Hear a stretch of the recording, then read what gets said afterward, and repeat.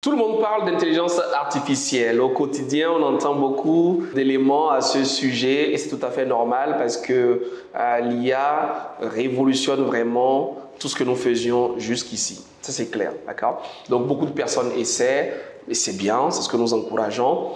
Seulement, la réalité, c'est que, une fois de plus, la fameuse loi de Pareto est respectée ici. Nous avons encore plus de 80% des gens qui n'utilisent pas véritablement l'intelligence artificielle. Et vous avez beaucoup de personnes qui pensent connaître, qui pensent l'utiliser. On est encore dans un petit piège, dans un petit mirage où justement chacun se limite à la périphérie plutôt que de creuser véritablement et de comprendre les cas d'usage, les exemples pratiques, les applications concrètes de l'IA au quotidien pour progresser, pour se développer et pas seulement pour être ébahi, pour être impressionné, pour être épaté. C'est pas ça l'IA, non. C'est vraiment un outil puissant pour aller beaucoup plus loin. Alors, dans cette vidéo, ce que je propose, c'est de partager avec vous 6 erreurs fréquentes des professionnels face à l'intelligence artificielle. 6 erreurs. Et reste bien jusqu'au bout parce que une de ces erreurs pourrait te concerner, une ou plusieurs, et ce serait bien que tu aies cela à l'esprit pour ne pas passer à côté de ce tsunami, ce volcan en plein déplacement que nous apporte l'intelligence artificielle. Bienvenue à toi si tu es là pour la première fois. Je suis Gaius Yokossi de l'univers Baraka et ici nous proposons des éléments en termes de soft skills et d'intelligence artificielle pour aider justement chacun à libérer pleinement sa Baraka. Nous croyons que chaque personne est un miracle, est une bénédiction. Nous croyons que chaque personne a un potentiel énorme. Malheureusement, on n'a pas toujours la pleine conscience de ce potentiel et on ne sait pas toujours comment faire. Donc ici, ce que nous faisons avec notre équipe d'experts, de consultants, de formateurs, c'est vous donner, d'accord, par différents moyens, des outils pour libérer pleinement votre baraka. Pas pour dépasser les gens, pas pour être le meilleur de votre classe ou de votre entreprise, mais pour être le meilleur de vous, pour grandir, pour progresser.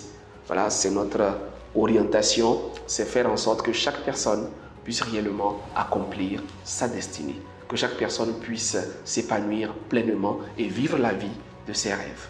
Et ça passe par déjà le trouver. Ce rêve. Avez-vous trouvé le vôtre? Je l'espère pour vous. Bien, on y va. Erreur numéro 1. Première erreur. On dit erreur numéro 1 ou erreur numéro 1 d'après vous? C'est le numéro 1, c'est l'erreur 1. D'accord?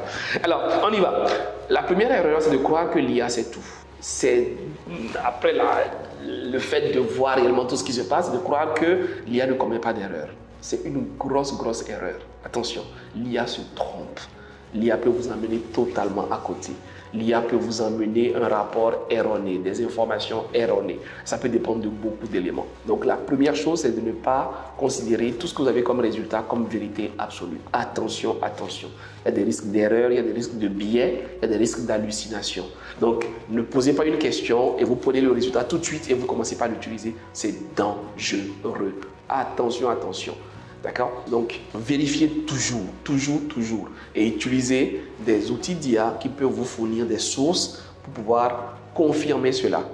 Et quand vous utilisez des outils d'IA, par exemple, certains outils vont vous proposer même d'être capable de cocher, si vous voulez, qu'il utilise des réseaux sociaux dans les éléments de sa recherche, si vous voulez qu'il utilise par exemple des sources académiques, etc., etc. Donc, vous pouvez même préciser l'univers dans lequel il va faire ses recherches afin de vous apporter des informations pour éviter justement qu'il vous mène en bateau. Donc c'est très important, vérifiez toujours, cherchez à savoir les sources et si vous pouvez encadrer même la demande en termes de contexte, d'orientation, ça peut être important.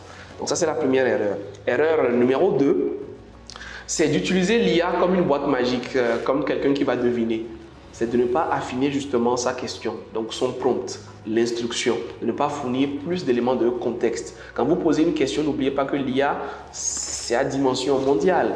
Donc si vous êtes à Dakar et que vous êtes à Bamako, que vous êtes à Bujumbura, ce n'est pas le même contexte, ce n'est pas les mêmes réalités. Si vous êtes à Casablanca et que vous êtes à Paris, ce n'est pas les mêmes réalités. Ce n'est pas, c'est pas le même contexte. Donc c'est important de le fournir le maximum de détails possible. Donc, vous pourriez chercher une phrase, un nom, un proverbe, une citation, je sais pas moi, une introduction, un petit discours pour un anniversaire, pour, je sais pas, tout ce que vous voulez, mais donnez-lui le maximum d'informations. Donc, vous pourriez vous retrouver à avoir un prompt d'une page pour avoir un résumé d'un paragraphe. Vous pourriez vous retrouver à avoir un prompt qui est aussi grand que cela et pour avoir un résumé en 2 lignes ou en 3 lignes. Donc, ne pensez pas que l'IA, c'est quelque chose de super magique. Non, c'est quelque chose qui réfléchit, qui analyse, qui interprète, qui décode et qui fournit sur la base des éléments d'entrée. Donc, plus vous êtes précis dans votre demande et mieux vous avez du résultat. Donc, une fois de plus, interrogez l'IA en utilisant des prompts efficaces. Erreur numéro 3. Erreur numéro 3, c'est tout demander à la même IA. Donc, c'est choisir un seul outil d'intelligence artificielle et lui demander tout. Donc, il y a des gens, par exemple, leur ami, c'est ChatGPT, un point, un trait. Il y a des gens, c'est Gemini de Google. Il y a des gens, c'est Copilot. Attention, attention. Donc, l'IA, ce n'est pas ChatGPT, l'IA, ce n'est pas Gemini. Non, il existe plusieurs autres outils. Il existe des milliers, que dis-je, des millions d'outils. Et chaque jour que Dieu fait, les gens développent des outils. Donc, ce qu'il faut retenir ici, c'est qu'il existe ce qu'on appelle l'IA faible. L'IA faible, c'est qu'il y a plusieurs outils qui sont destinés à une seule tâche, qui font bien une seule chose. C'est ce qu'on appelle l'IA faible. Ce n'est pas que la capacité est moindre, ce n'est pas que la compétence, que les résultats ne sont pas bons, c'est simplement que l'IA a été entraînée, ce modèle a été entraîné pour vous fournir des éléments dans un seul domaine. Donc, ce serait peut-être ce qu'il vous faut. Être capable de savoir pour chaque univers, pour chaque domaine, pour chaque requête que j'ai, qu'est-ce qu'il me faut réellement? Quel est le meilleur outil pour faire X? Quel est le meilleur outil pour faire Y? En termes de rapport, en termes de gestion de projet, en termes de recherche, en termes de réseaux sociaux, pour mon branding, pour mes affiches, pour mes vidéos, pour la gestion de mon quotidien. Quels sont les outils spécifiques qui m'aident à aller le plus loin possible? Plutôt que de chercher à avoir un seul outil qui vous gère tout, vous n'aurez pas souvent les meilleurs résultats. Même s'il y a des outils qui sont multimodaux, qui permettent de couvrir plusieurs modèles derrière, on peut en trouver effectivement certains qui sont intéressants.